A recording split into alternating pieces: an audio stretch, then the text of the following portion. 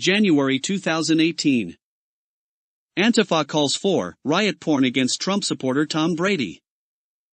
Party thrown to hurl stuff at television image of Trump. Saginaw, Michigan businessman's Trump sign vandalized. February 2018. Democrat arrested for sending white anthrax-looking powder to Donald Trump Jr. Trump supporter threatened with knife for not opposing Trump. Trump supporter's home vandalized in Oceanside, California. CNN publicly smears elderly Trump supporter as Russian plant, death threats follow. Journalist calls for professors to drown conservative students. Northeastern University wishes death on Trump during lecture. March 2018. Minnesota, student with Trump flag assaulted by mob during national school walkout. D.C., Capitol Police arrested male Democrat operative for assaulting female Trump admin official. Trump staffer Heather Swift assaulted by Share Blue, American Bridge operative Wilfred Mike Stark. California, Trump supporters peacefully protest anti-police coffee shop and get attacked. Female Trump supporter assaulted while staging Oscars boycott in L.A. Panel on Joy Reid's show hope conservatives die off. Democratic congressman hints at armed rebellion against Trump. April 2018. April 2, D.C. woman says she was attacked by two women after telling them she was a Trump supporter. April 3, Trump supporter brutally attacked in D.C. restaurant. April 4, Texas councilwoman accused of yelling obscenities over teen wearing Trump shirt. April 4, councilwoman accused of yelling obscenities at teen wearing Trump shirt. April 5, Orange Park, Florida Trump supporter spends 2 hours in surgery after attack. April 6, during an appearance on syndicated talk show Ellen, Senator Kamala Harris, Democrat California, jokes about killing Trump, Pence, Sessions on elevator. April 7, mental health expert who hates President Trump cheers fire at Trump Tower, Jeffrey Guterman. April 8, musician David Crosby celebrates fatal Trump Tower fire, oh boy, burn baby burn. April 14, Danish tourist mugged at knifepoint in New York City over MAGA hat. April 19, Democrat supporter Steve Martin is sentenced to 15 months in prison for phoning and expletive-filled death threats against Republican Congresswoman Martha McSally. May 2018. Freelance journalist and EMT Jerry Wukowitz was brutally assaulted by black leftist Jamil S. Hubbard in a racist attack in New Jersey. Hubbard punched Wukowitz in the head, dragged him into a parking lot and then ran him over with his car before stealing Wukowitz's car. Hubbard, who admitted wanting to kill Wukowitz because he was white, was arrested later the same day and initially charged with attempted murder, possession of a weapon for an unlawful purpose and bias intimidation, with additional charges of armed robbery, eluding and theft added by a grand jury. After spending 5 months in a coma, Wukowitz died of his injuries on October 18. As New Jersey abolished the death penalty in 2007, Hubbard now faces life in prison for his crimes. CNN's Chris Cillizza puts Trump in crosshairs. CNN guest professor Lawrence Tribe says of Trump, if you're going to shoot him, you have to shoot to kill. Chula Vista, California public school depicts severed head of President Trump on a spike. Anti-Trump gunman Jonathan Oddie yelled rhetoric against the president before opening fire on Miami-Dade police officers at Trump National Doral Golf Course. Oddie was shot and subsequently arrested and hospitalized following the firefight with the police. Black Trump supporter Eugenia Joseph was harassed by several liberal racists at a Cheesecake Factory location in Miami, Florida for wearing a MAGA hat. 2 of the racists, all Cheesecake Factory employees, were subsequently fired by the restaurant chain for their actions while the others were suspended pending an investigation. Fox News commentator Tommy Lahren was assaulted by several leftists while dining in Minneapolis. Anti-Trump band NOFX tells Las Vegas audience at least it was country fans killed in October shooting. Trump supporters suspended from school over border wall t-shirt. MSNBC's Nicole Wallace asks how do you resist the temptation to run up and wring Sarah Sanders' neck?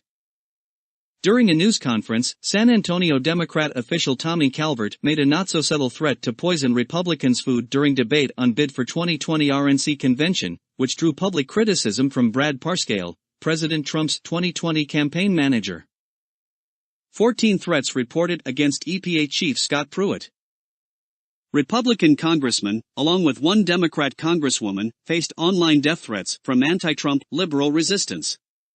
A number of those who made the threats, including Christopher Michael McGowan, Eun-Soo Lee, Kevin Lee Olson and Michael James Seaton, were later arrested and faced felony charges for the threats, with Olson subsequently being sent to prison. June 2018. Democrat mayor and police chief of San Jose, California coordinated with violent leftists who beat Trump supporters at a rally in June 2016. Police were ordered to stand down. In July 2018, a lawsuit against the city was allowed to proceed.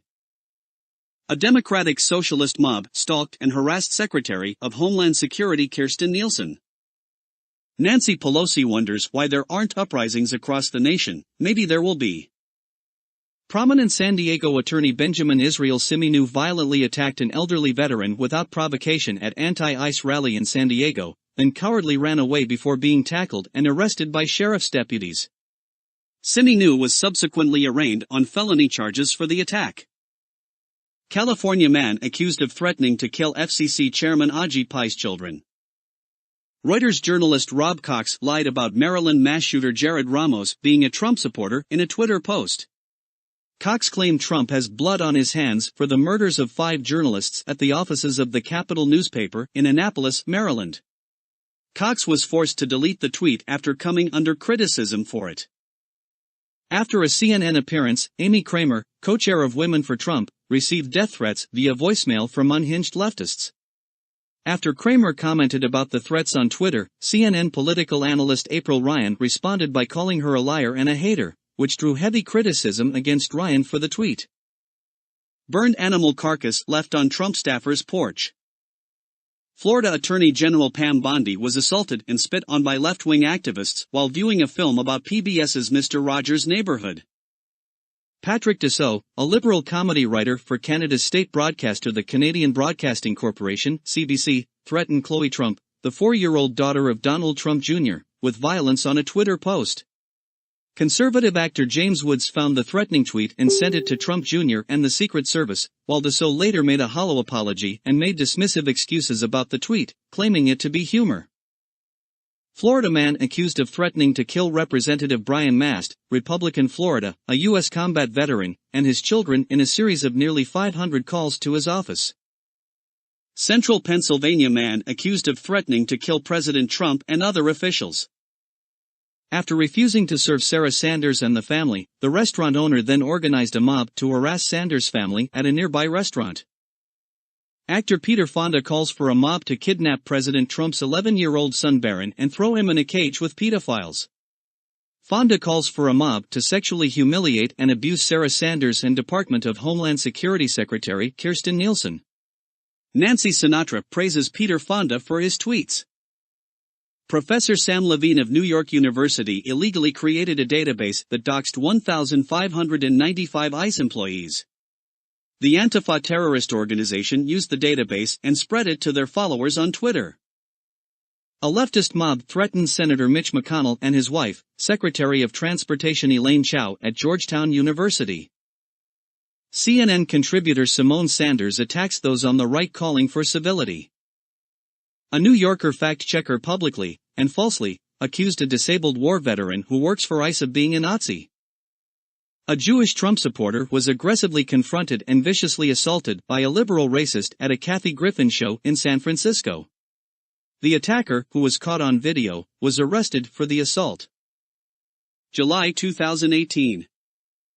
Innocent people of all ages, races, genders, and sexual preferences have been assaulted by violent leftists simply for expressing themselves.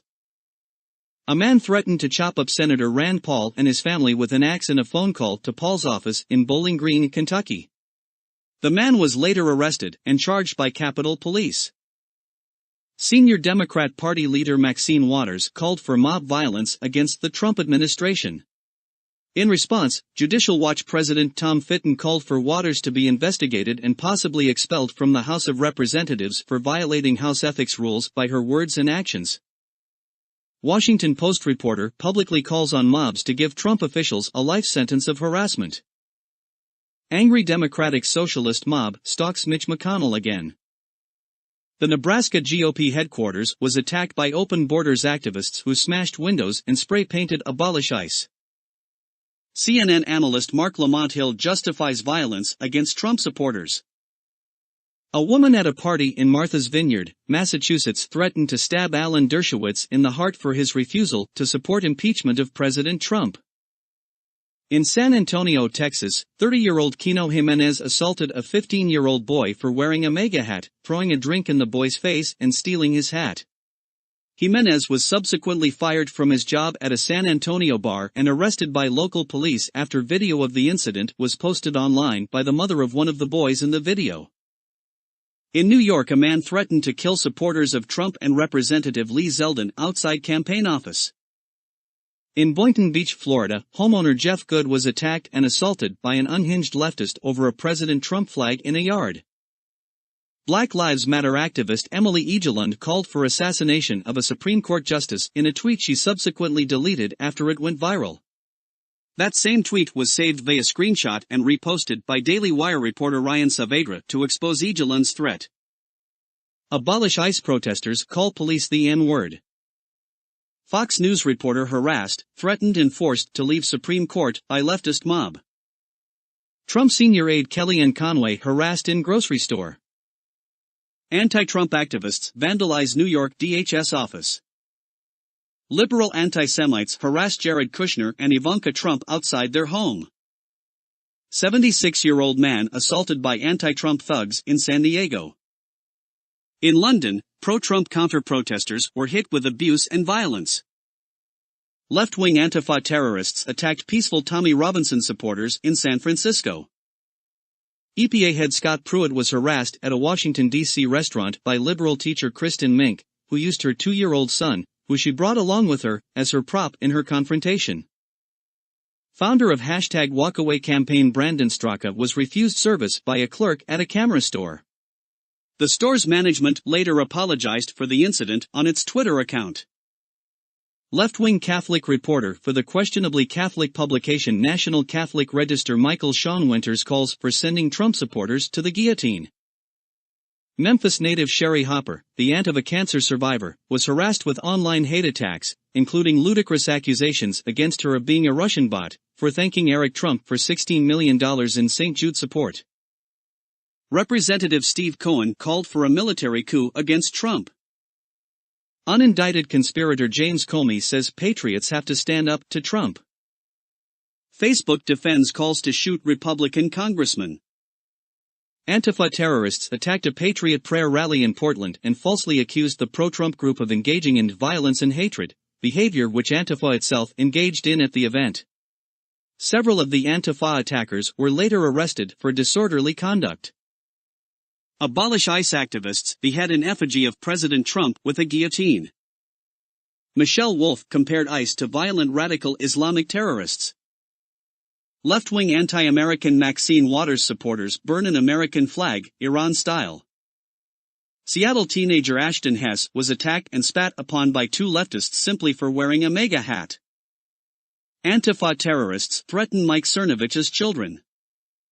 A racist Elizabeth Warren supporter was taken down by supporters of Dr. Shiva Ayyadurai of MIT and then arrested at the scene after he assaulted Dr. Ayyadurai, who was running against Warren in the 2018 U.S. Senate election in Massachusetts. Lawsuit against the city of San Jose for coordinating with leftist rioters who beat Trump supporters in June 2016 allowed to proceed. Leftist hoodlums attack Trump supporters at Trump's Star on the Hollywood Walk of Fame.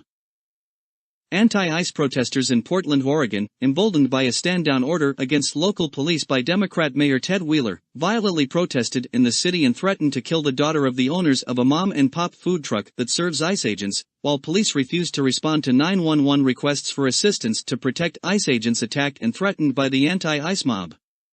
Wheeler subsequently came under heavy criticism and was accused of violating the Constitution for giving the stand-down order and exposing ICE agents and the public to danger from the protesters, and the union representing ICE agents notified Wheeler. Your current policy forbidding Portland law enforcement agencies from assisting employees of the Immigration and Customs Enforcement Agency, ICE, who request law enforcement assistance while at or away from work is a violation of the United States Constitution's Equal Protection Clause. As you are aware, the 14th Amendment forbids the government from denying any person or persons equal protection of the laws. We understand that you have a difference of opinion with the current President of the United States, and some of his policies, but we fail to see why targeting the employees of ICE and leaving them vulnerable to violence, harassment, and even death furthers a legitimate government interest. Your policy has created a zone of terror and lawlessness.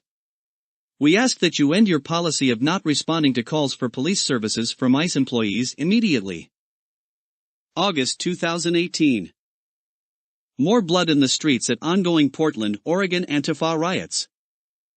Antifa riots in Berkeley. Antifa blackshirts smash windows of U.S. Marine Corps recruiting office. Antifa riots in Rhode Island.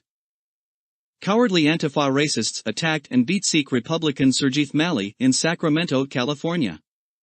Although reported by Sacramento CBS station KOVR, its report refused to identify the attackers as Antifa members. Multiple death threats against Representatives Steve Scalise and Chris Smith.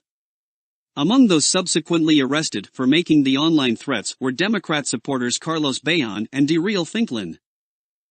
The Secret Service began investigating open threats by Antifa, many caught on camera, to murder President Trump. A Pearl Jam poster for Democrat Senator John Tester showed a dead President Trump with an eagle eating his corpse, in addition to showing a burning White House. The judge in Paul Manafort's trial came under federal protection after multiple threats. The federal government offered a $20,000 award for information on anti-Trump leftist Sean Christie, wanted for death threats against President Trump, several high-profile officials and police officers via a since-deleted social media post. Protesters at the University of North Carolina at Chapel Hill destroyed a 105-year-old statue simply because it represented someone who served the Confederate States of America. Jim Carrey posted artwork depicting President Trump burning at the stake. Actor David Cross made a joke about beating the president to a bloody pulp. September 2018. NBC News host Chuck Todd advanced a proposition in both his broadcast and a print article that Fox News was the source of negative opinion toward media. In a September 3 article written for The Atlantic, Chuck Todd said it was time to fight back. 2 days later, on September 5, Michael Chadwick Fry, a mentally disturbed man with a lengthy criminal history who took Todd's words to heart, rammed a pickup truck into the studio building of Dallas Fox station KDFW-TV several times and, after getting out of his truck, went into an unhinged screaming rant about treason before he was subsequently arrested and taken into custody by Dallas police several minutes later. Another violent left-wing terror attack, Wyoming GOP office set on fire. Farzad Fazeli was arrested and charged with felony assault, criminal threats, brandishing a weapon and possession of a switchblade knife after attempting to stab Rudy Peters, the Republican opponent of Democrat Representative Eric Swalwell. A leftist identifying himself on Twitter as Dreamstar threatened a mass shooting during mega rally at Trump Hotel in Washington, D.C. The Twitter account on which the threat was made was subsequently deleted. Antifa chapter of Washington, D.C. sends threatening messages via Twitter to a federal elected official. The threatening tweet was later deleted after it went public. October 2018. By October 29, leftists had committed over 40 acts of violence and threats of violence. Republicans are facing organized acts of criminality and harassment at the rate of nearly 1.5 per day. Georgetown professor Carol Christine Fair tweeted during the hearings on the Kavanaugh smear that Republican senators on the Judiciary Committee, all of them deserve miserable deaths, while feminists laugh as they take their last gasps. Bonus, we castrate their corpses and feed them to swine? Yes. A Republican congressman was assaulted by doped-up activists in his office. Vandal spray paint rape on GOP headquarters in Winnebago County, Illinois. A leftist mob attempted to take over the Capitol during Brett Kavanaugh's Supreme Court hearings. At least 500 were arrested. Congressional aide to Representative Sheila Jackson Lee was arrested and charged with doxing during the Kavanaugh hearings, threats in interstate communication, unauthorized access of a government computer, identity theft, witness tampering, second-degree burglary, and unlawful entry for illegally posting the personal information of several Republican senators, including Lindsey Graham, Mike Lee and Orrin Hatch, On Wikipedia via a house computer, he had also sent an email to a witness who confronted him on his illegal activities, threatening to post the health information of the senator's children, as well as the senator's social security numbers, if the witness said anything. The staffer faces up to 50 years in prison if he is convicted on the charges. An Antifa and Black Lives Matter mob were allowed by Portland officials to take over a street in that city, blocking traffic and inciting anarchy. A truck was set on fire reportedly because of the pro-Trump stickers on the back. Deadly ricin assassination attempts were made against President Trump, Secretary James Mattis, the Secretary of Navy, and Senator Susan Collins. Minnesota special education teacher Sam Ness tweeted, "So who's gonna take one for the team and kill Kavanaugh?" Ness was fired and now under FBI investigation. Ole Miss sociology professor James Thomas advocated acts of aggression against Republican senators. Hazmat team investigates letter sent to Senator Susan Collins' home. Collins provided the decisive vote for Kavanaugh.